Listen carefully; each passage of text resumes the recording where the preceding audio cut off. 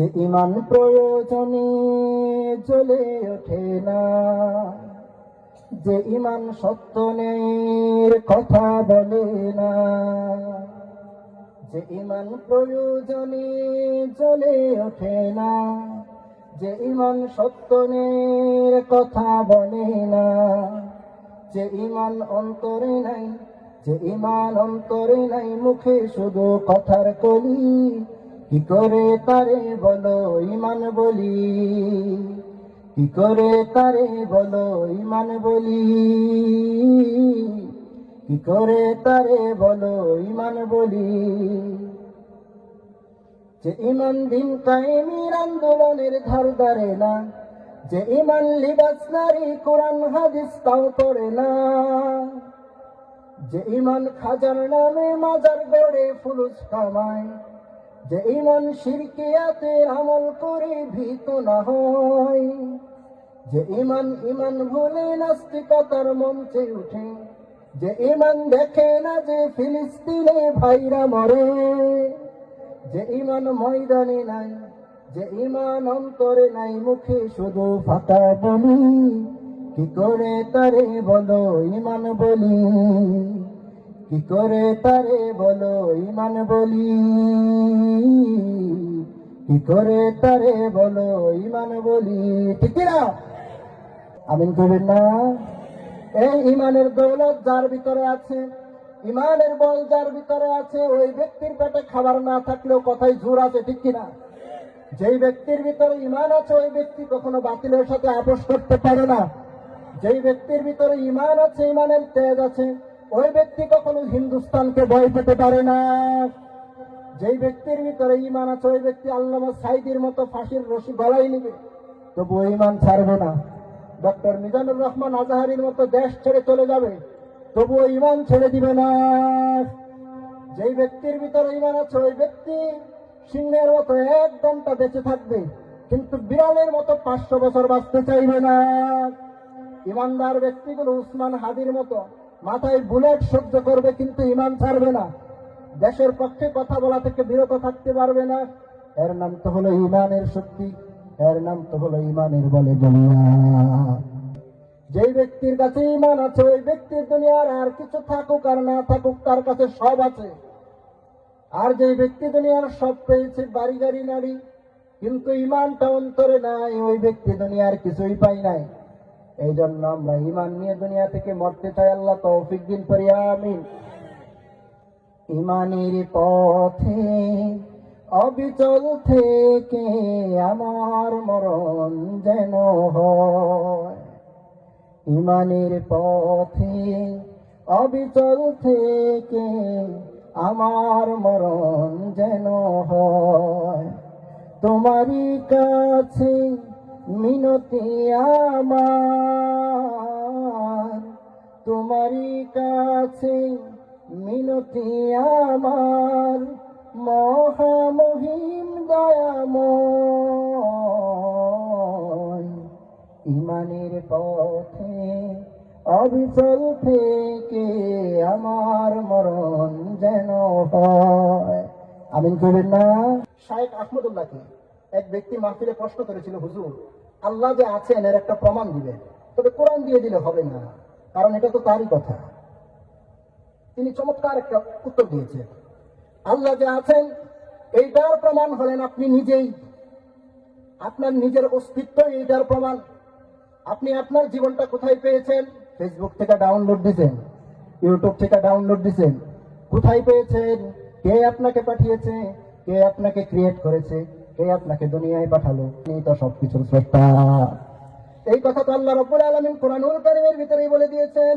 সূরা জারিয়াতের 21 নম্বর আয়াত রব্বুল আলামিন বলেন, ওয়া ফি আনফুসিকুম আফালা তুবসিরুন। ও দুনিয়ার মানুষেরা, তোমাদের নিজের অস্তিত্বই তো আমি রব্বুল আলামিনের প্রমাণ বহন করে, তোমরা কি বোঝো না? আবার আল্লাহ আছে এটা আমরা বুঝলাম, আল্লাহ আছে। দ্বিতীয় প্রশ্ন, কয়জন আছে? মুসলমানরা কি বিশ্বাস করে? কয়জন? একজন। খ্রিস্টান ধর্মে বিশ্বাস করা হয় স্রষ্টা আছে 3 জন। ইহুদি ধর্মে বিশ্বাস করা হয় স্রষ্টা আছে 2 জন। হিন্দু ধর্মে বিশ্বাস করা হয় স্রষ্টা আছে 33 কোটি। তারা মনে করে এত বড় মহাবিশ্ব এক আল্লাহর পক্ষে তো নিয়ন্ত্রণ করা সম্ভব না। সূর্য এক দেবতা নিয়ন্ত্রণ করে, চন্দ্র আরেক দেবতা, পৃথিবী আরেক দেবতা, মানুষকে খাওয়া এক দেবতা, মারে আরেক দেবতা। এইভাবে হিসাব নিকেশ করে করে তারা বের করেছে মোট স্রষ্টা আছে 33 কোটি। এই জন্য 12 মাসে 13 পূজা করে তারা। এটা আমি তাদের প্রতি ঘৃণা নিয়ে বললাম না, শ্রদ্ধা নিয়েই বলছি। স্রষ্টা কয়জন আছে এটার প্রমাণও আছে, আল্লাহ রাব্বুল আলামিন কোরআনে দিয়ে জানিয়ে দিয়েছেন। স্রষ্টা যদি একজন না হয়ে অধিক হতো, এক আল্লাহ বলতো কালকে সূর্য উঠবে পূর্ব দিক থেকে, আরেক আল্লাহ বলতো না না সূর্য উঠবে পশ্চিম দিক থেকে, আরেক আল্লাহ বলতো না না সূর্য উঠবে উত্তর দিক থেকে, আরেক আল্লাহ বলতো না না সূর্য উঠবেই নাই, কালকে হরতাল। আল্লাহ আল্লাহ ঝগড়া লেগে পৃথিবীটা বিবাদ হয়ে যেত, পৃথিবীটা ধ্বংস হয়ে যেত, ঠিক কিনা? এই কথা রাব্বুল আলামিন সূরা আম্বিয়ার 22 নম্বর আয়াতে কোরআনে জানিয়ে দিলেন, লাউ কানা ফীহিমা আলিহাতুন ইল্লাল্লাহ লাফাসাদাতা।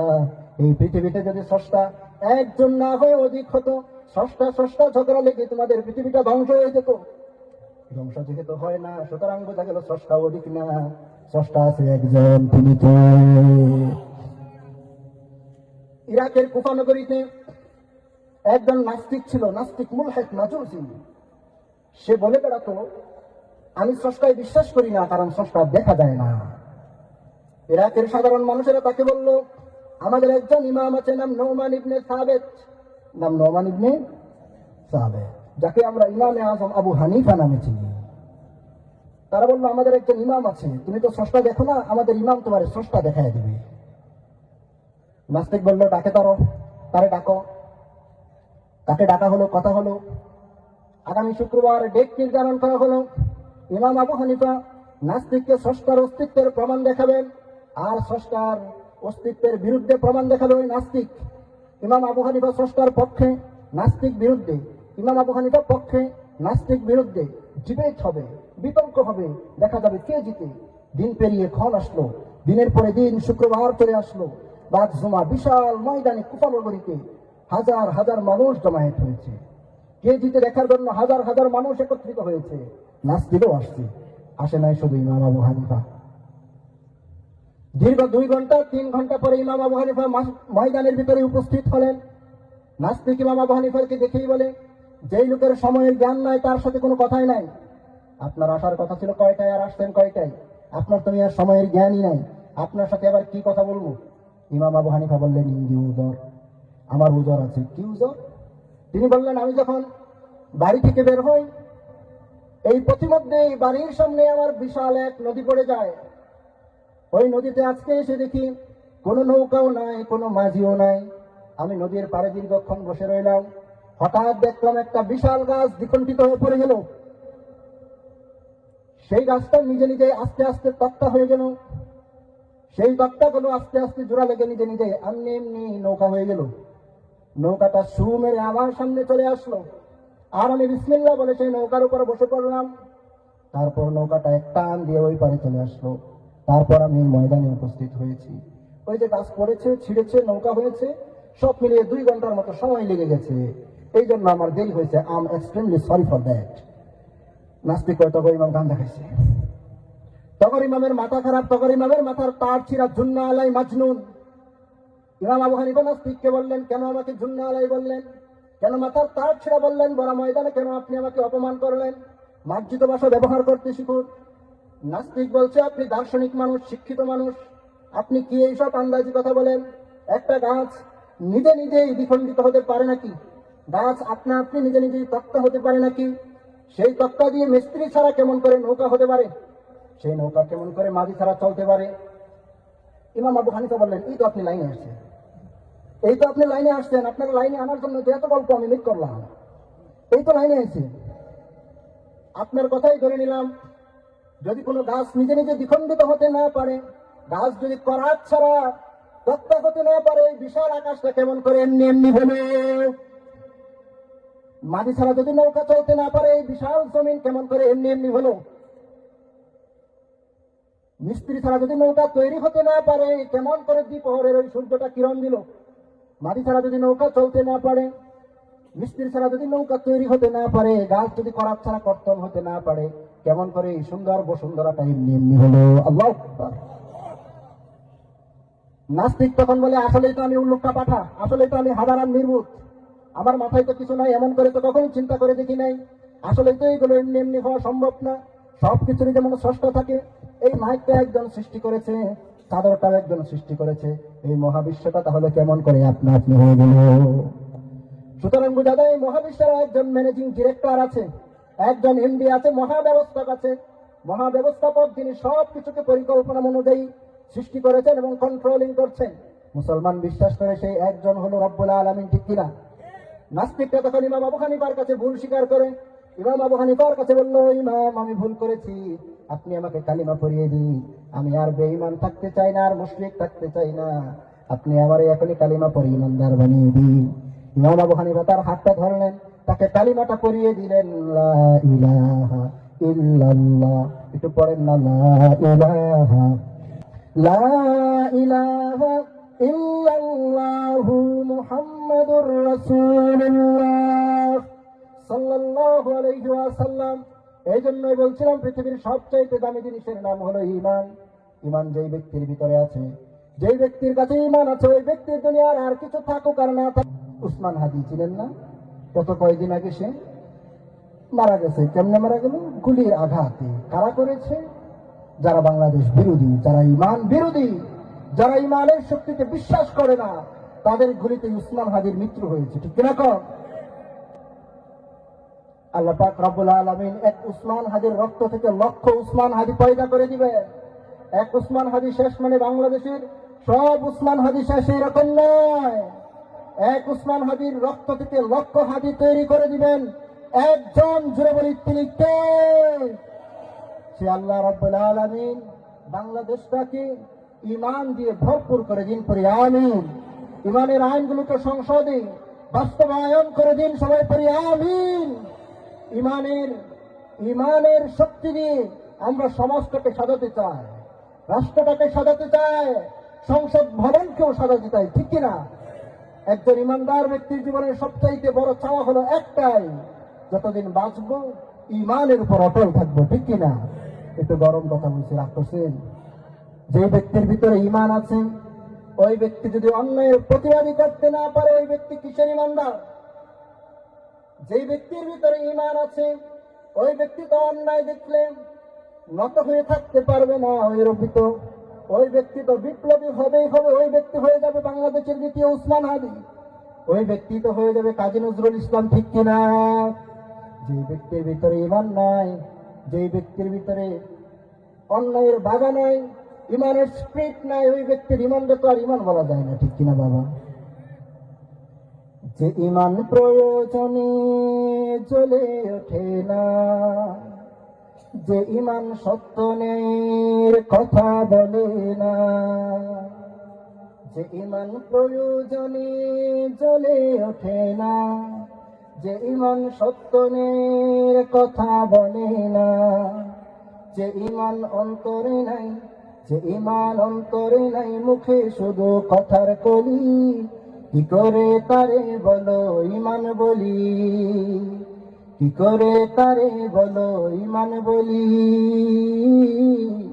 কি করে তারে বলো ঈমান বলি। যে ঈমান দিন কায়েমের আন্দোলনের ধার ধারে না, যে ঈমান লিবাস নারী কোরআন হাদিস তাও করে না,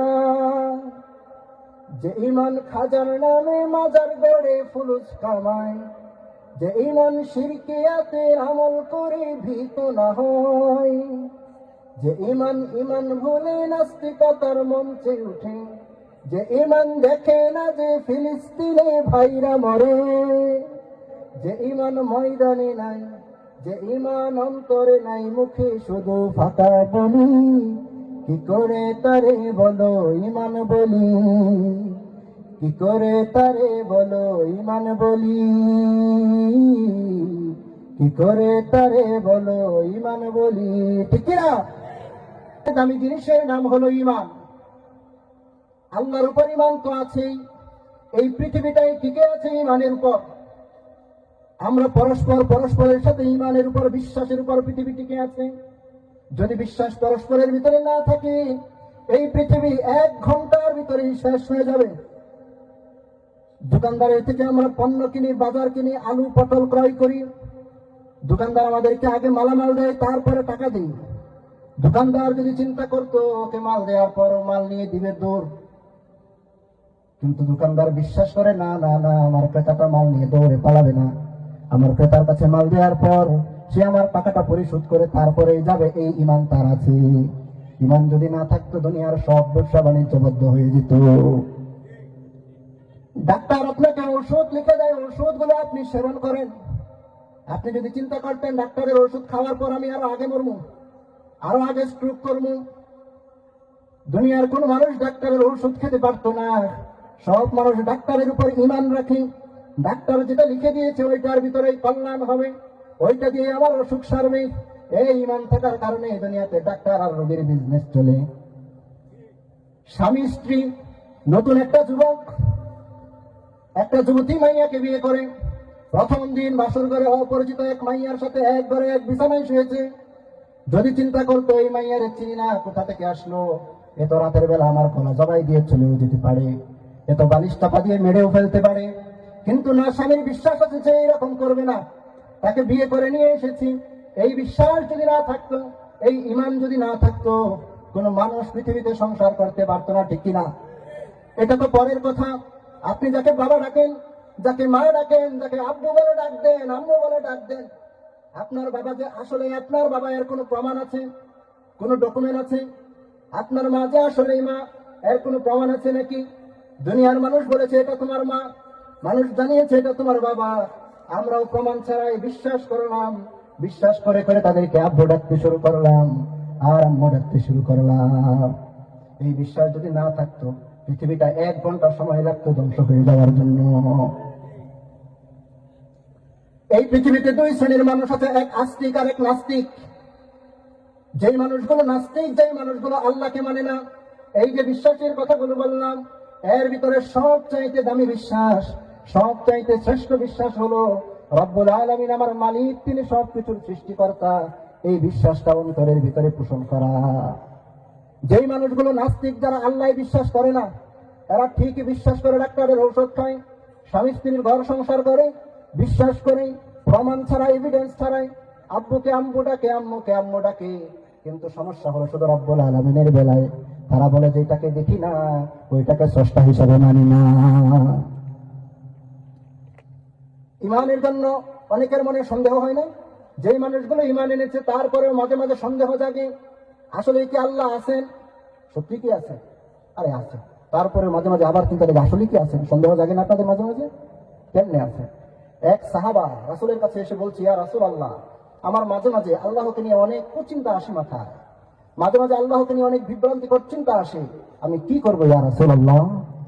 রাসূল তখন তাকে বললেন, তোমার অন্তরে যে আল্লাহকে নিয়ে কুচিন্তা মাঝে মাঝে আসে, নিজেকে সংযত করো, এর মানেই হলো তোমার ভিতরে ঈমান আছে। আর এই কারণে শয়তান তোমার মনের ভিতরে ওয়াসওয়াসা দেয়, তোমাকে ভুল বোঝাতে চায়। যে গাছে বড়ই আছে ওই গাছে মানুষ ডিল ছোড়ে, যে গাছে আম আছে ওই গাছে মানুষ ডিল ছোড়ে, যেই গাছে পেয়ারা নাই, বড়ই নাই, আম নাই, ওই গাছে কোনো মানুষ ডিল ছোড়ে না। যে হৃদয়ের ভিতরে ঈমান আছে, ওই হৃদয়ের ভিতরে শয়তান মাঝে মাঝে সন্দেহ সৃষ্টি করতে চায়। আপনার যদি কখনো কখনো সন্দেহ হয়, আপনি বুঝবেন যে আপনার ভিতরে ঈমান আছে, ঈমান নাই এমন না। আপনার ভিতরে ঈমান আছে, এটা হলো ঈমানের প্রথম ধাপ। দ্বিতীয় ধাপ হলো ঈমানটাকে চূড়ান্ত পর্যায়ে নেয়া, এই সন্দেহটাকে বিশ্বাসে পরিণত করা। কিছুদিন আগে